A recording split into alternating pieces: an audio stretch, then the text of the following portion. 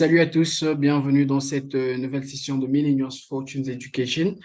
Josh ici encore une fois et littéralement aujourd'hui lundi,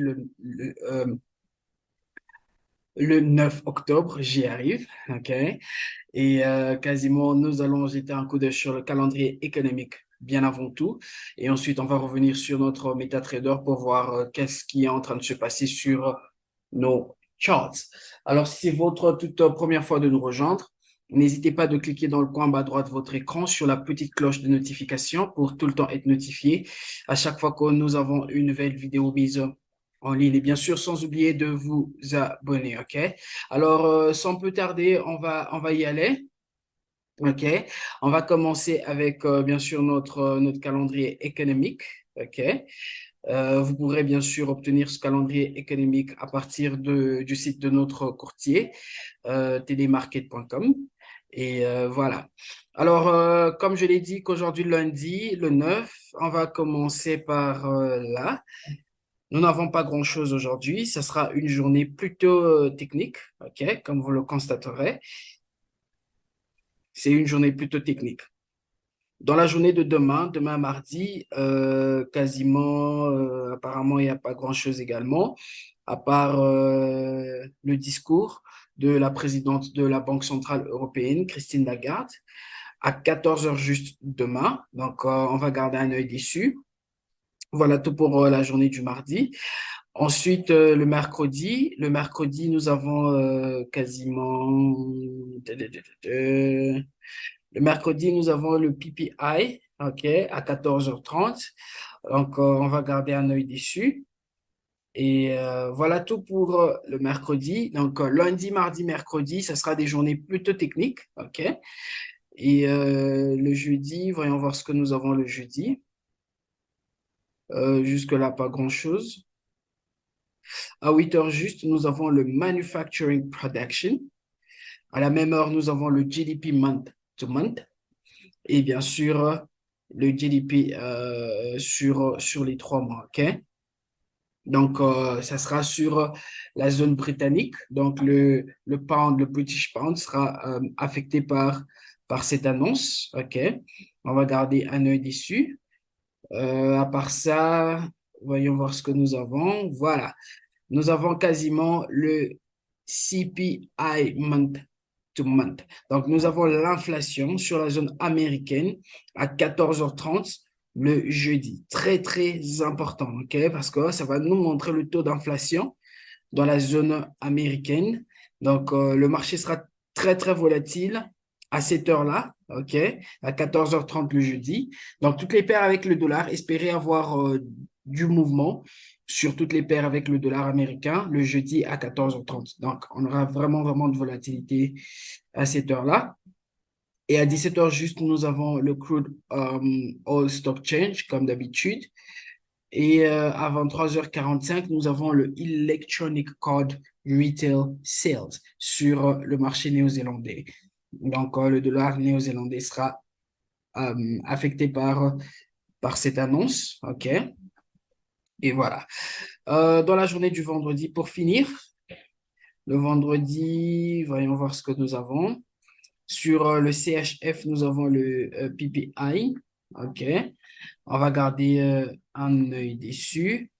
À 10 heures juste, nous avons un discours du gouverneur de la banque anglaise, Bailey, qui va faire bien sûr son discours.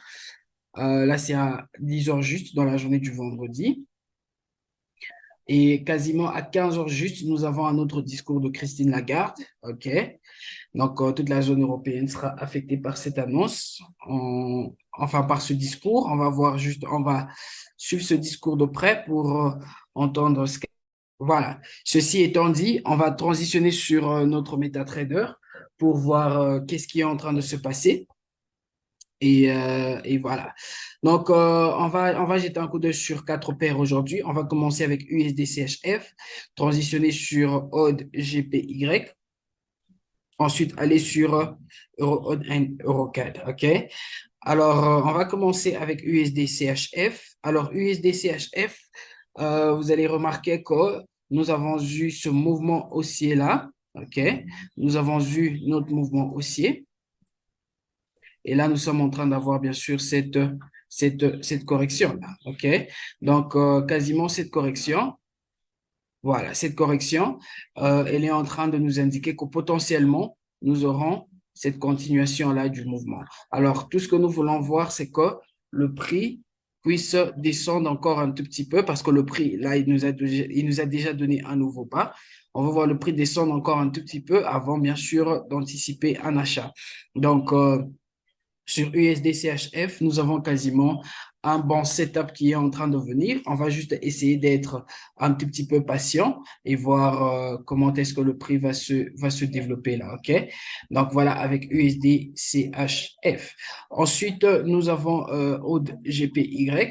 Alors, avec AUD GPY, quand je vais sur mon daily, OK, vous allez voir qu'on a eu ce canal descendant là, OK? Alors, je veux votre attention ici. Vous allez remarquer ceci, qu'on a eu un fort mouvement haussier. Vous voyez ce mouvement haussier qui est là. Je vais essayer de highlight. OK. Vous voyez ce mouvement haussier? Nous avons eu ce mouvement haussier là.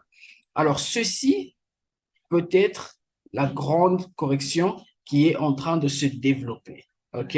Alors, du coup, cette grande correction, elle sera de ce genre. OK? Elle sera de ce genre.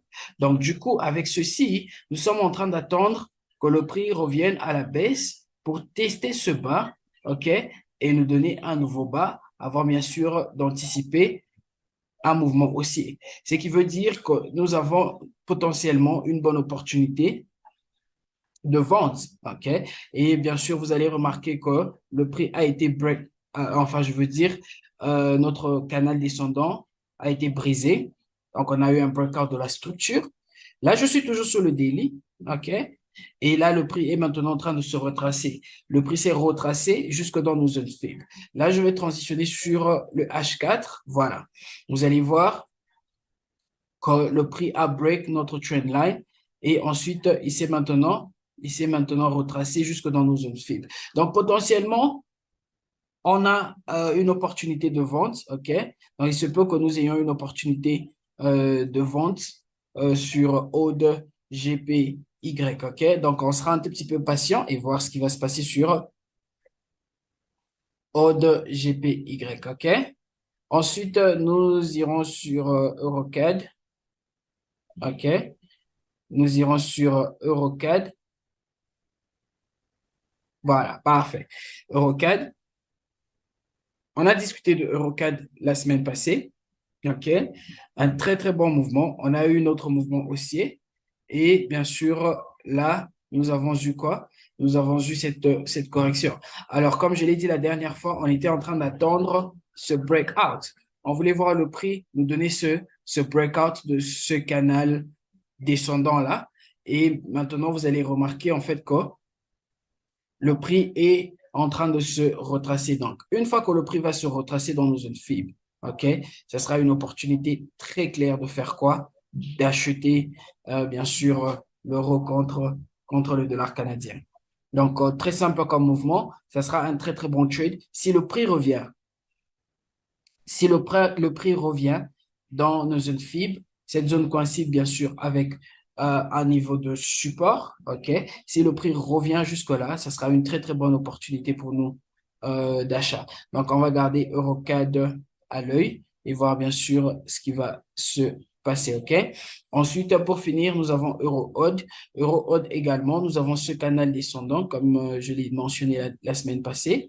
Et on voulait voir ce fort mouvement haussier que nous avons eu, un mouvement impulsif haussier, et le prix nous développe cette fois-là cette correction. Quand je vais sur le H1, parce que là j'étais sur le H4, vous allez voir qu'il est très clair. Nous avons eu notre première vague là, notre seconde vague, et bien sûr, on est maintenant en train d'attendre cette troisième vague qui va nous donner un bas plus bas que celui-là. Et ensuite, nous allons faire quoi? Nous allons anticiper un achat. OK? Donc, voilà avec EuroOD. Jusque-là, nous avons pratiquement USD-CHF et AUD-GPY qui sont presque prêts, mais nous allons encore attendre et voir comment est-ce que ces deux paires vont réagir avant de prendre des trades. Donc, voilà tout pour aujourd'hui. Que Dieu nous bénisse. Je nous donne rendez-vous demain à la même heure et à très bientôt.